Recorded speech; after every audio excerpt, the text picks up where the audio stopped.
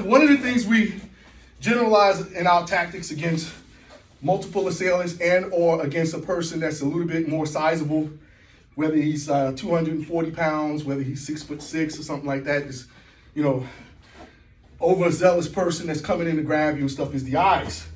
A lot of times, most martial artists, they talk about the eyes, but they don't implement it. They don't implement the eyes. They don't incorporate it. They don't incorporate it into their training regimen. Basically, what we like to do a lot is when we're dealing with multiple opponent scenarios, this guy is guy number one, this guy is guy number two. Say, for instance, you are in a system where you do a lot of blocking. You block, he gives me a strike, doesn't matter which one it is, and I strike and I counter. A lot of times those strikes are rushed strikes. He's coming in with the strike and he's judging the distance. So I'll go right for the eyes.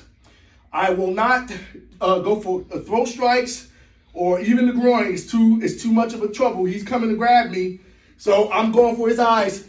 This is going to get him. Yeah, see, he's going to get off. That guy's right there. He's coming. I'm pushing him right into him. And that's the way that we incorporate the zoning in our system. So again, the eyes, if he's punching, doesn't matter how close he is, he's coming in, he gets past that point. I got his eyes.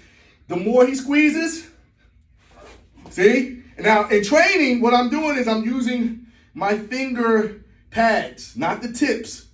All right? I'm not sure if a lot of you out there watching know what the difference is.